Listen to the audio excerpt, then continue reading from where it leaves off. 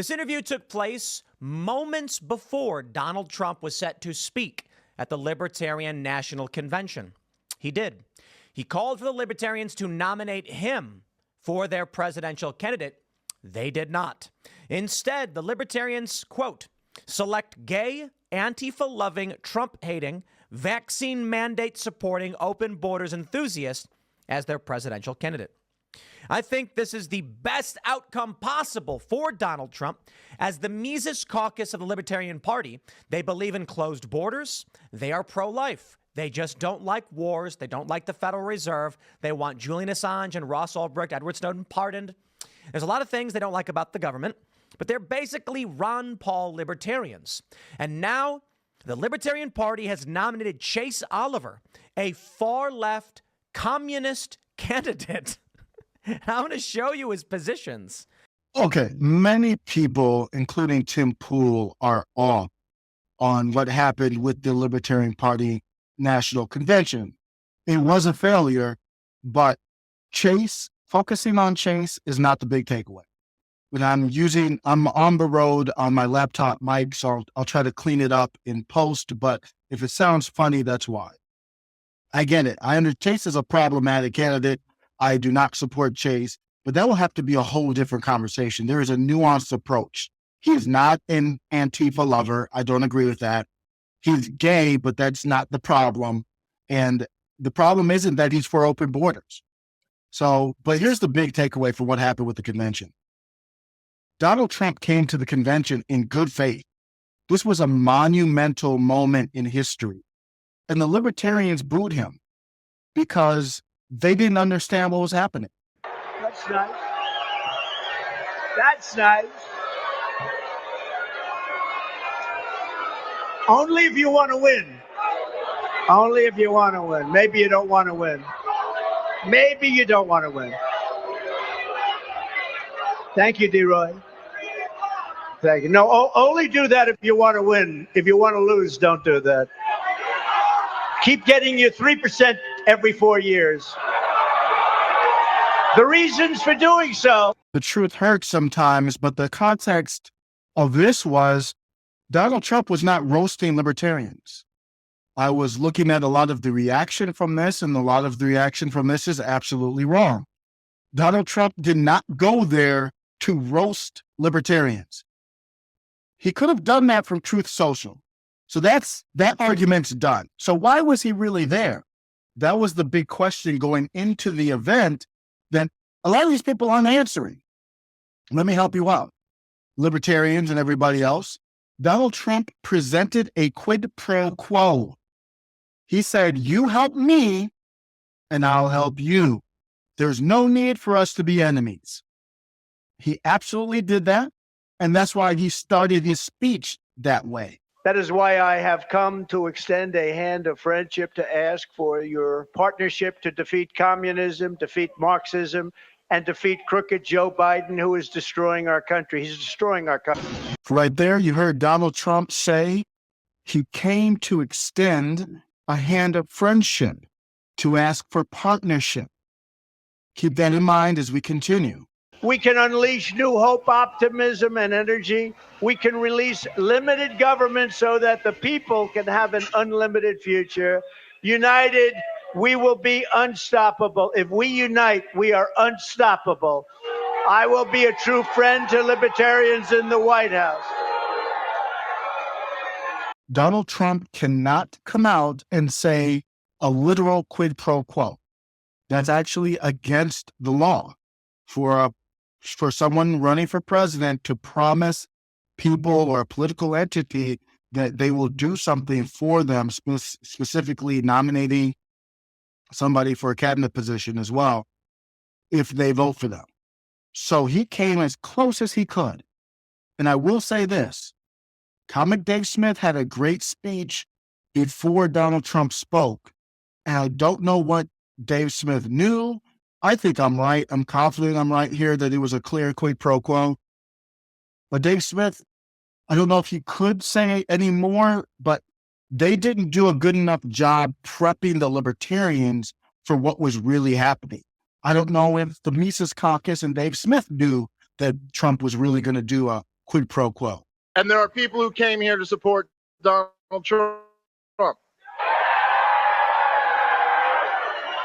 Listen, I have a message for both of you individually. I hear you. To the members of the Libertarian Party, which I am also one. Guys, listen, here's my message to the libertarians here. The former president of the United States of America and the current frontrunner to be the next president is here to talk to you. We are not a bunch of college leftist sissies with free speech, so be respectful. I'm not telling you you have to agree with him, and I'm not telling you you have to cheer for him, but we're not having like Jordan Peterson at Berkeley event here, and the message we're sending to the world is not that we can't handle ideas that we disagree with.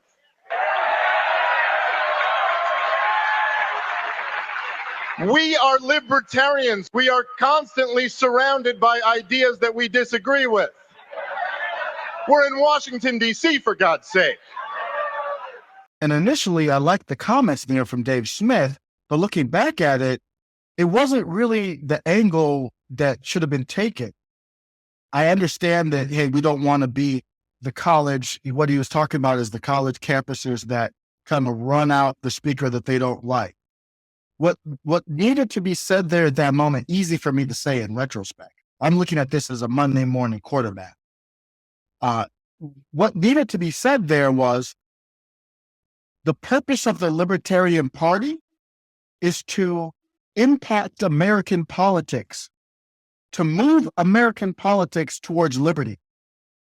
Donald Trump is speaking to us here because he is willing to acquiesce in part to us. We're still a third party. We don't have that much influence, but we obviously have some. So let's see how much influence Donald Trump is willing to admit that we have. That's trying to get to the quid pro quo without crossing the line. So I was very harsh with the Libertarian Party, more at the non-Mises caucus. There's a bunch of libertarians that don't like the Mises caucus. They are the problematic ones.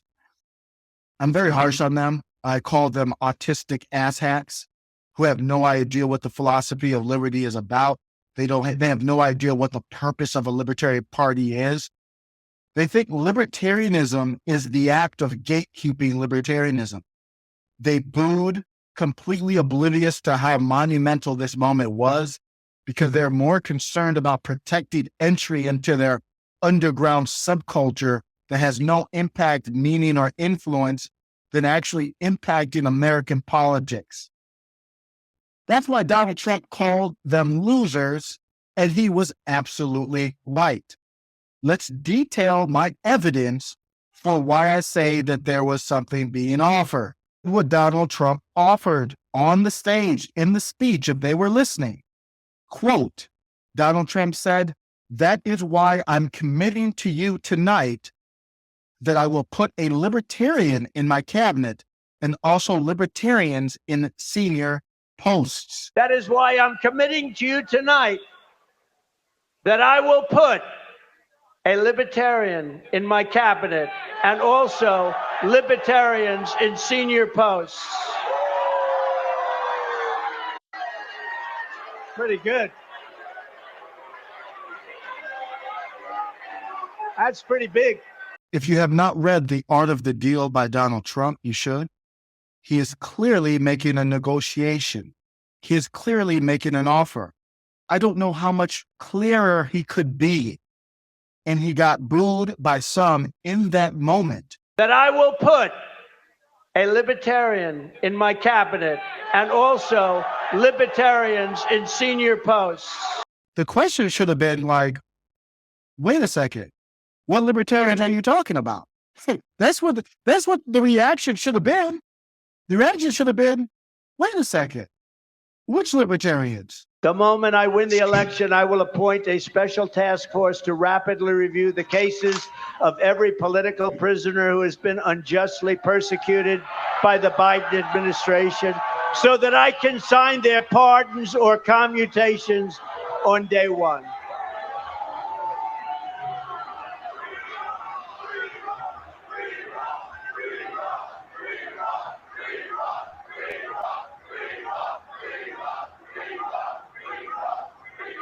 And I will ensure that libertarians are helping to lead that task force. You'll be on that task force, many of you.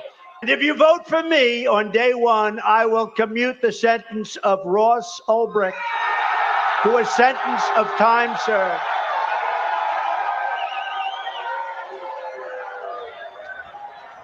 He's already served 11 years. We're going to get him home. He gave you another concession there. And it's a missed opportunity because in the interview with Tim Pool, right before he went on stage, Tim asked him about Julian Assange. Why are the Libertarian Party cheering and advocating for Ross Ulbricht over Julian Assange? Because they're a group of people who care only about what their subculture cares about. I have no problem with them advocating for Ross Ulbricht, but when you have Julian Assange versus Ross Ulbricht and you have to prioritize, obviously you would prioritize Julian Assange. You would say free Assange. Many people outside the Libertarian Party want that. A lot of people don't even know Ross Ulbricht, who was involved with creating a website that allowed for the free exchange of goods that the government didn't like. But Julian Assange is more important. And the Libertarian Party could have taken credit for not everything, but pushing Donald Trump. If they were yelling free Assange, who knows? But now, even after they say, Ross, you could still negotiate it. No, it's too late now. But you see the missed opportunity compounding on top of each other. I have put forward a detailed plan to smash the censorship and industrial complex and restore free speech. On day one, I will sign an executive order banning federal agencies from colluding to censor the lawful speech of American citizens. And we will remove the rogue bureaucrats who conspire to take away your First Amendment freedoms. We will do that quickly. I will once again slash a record number of liberty-destroying regulations. I will stop Joe Biden's plan for the largest tax. There you heard Donald Trump with another concession, saying that he, on day one, would sign an executive order banning federal agencies from colluding to censor the lawful speech of American citizens. He said he would remove the rogue bureaucrats that conspire to take away our First Amendment freedoms. So let's recap. Donald Trump basically offered, if you nominate me for a libertarian, I know it sounds crazy, but let me tell you the options here. I'll do it in my takeaway in a second. Donald Trump said, Donald Trump came in and said, I know it might sound weird, but if you nominate me or you put your full support behind me, I will commit to put a libertarian in my cabinet and also libertarians in senior posts. That by itself is a huge concession. I will ensure that libertarians are helping lead that task force. That was a task force on who to pardon or commute.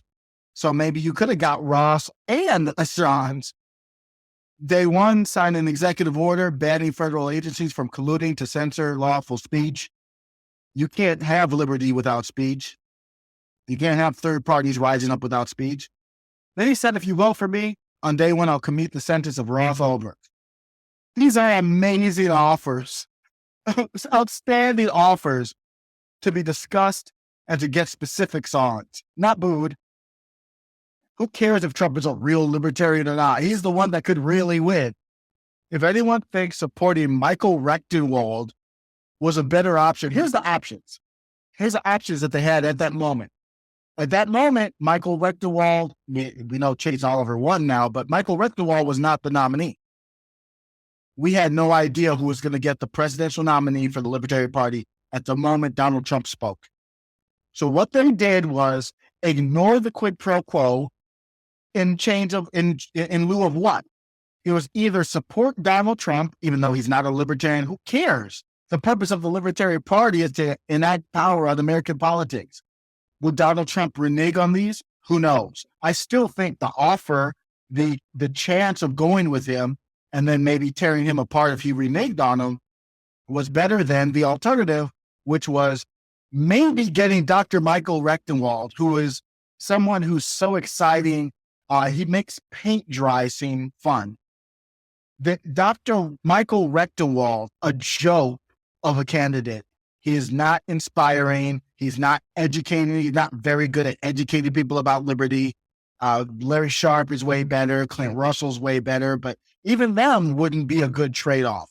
So they traded off the deal with Donald Trump at the possibility, not even the guarantee, of Michael Rectenwald, and then the possibility that Michael Rectenwald loses and one of these other asshats wins, like Chase Oliver. And that's exactly what happened. The homie Iggy Ignoramus Jr. The homie Iggy Ignoramus, visit the website. The homie Iggy had it right. Here's his takeaway. Call Me Ignorant is the YouTube channel. Liberals are evil, but at least there are a lot of them. Liberals disagree, but consensus is achieved. Liberals understand power and people. Libertarians don't understand power. I'll add in, he didn't say this, I'm going to add this. They don't understand people. They don't understand libertarianism. They don't understand what the Libertarian Party is for. They don't have a solution and complain nonstop. And there aren't even that many of them. They're irrelevant losers.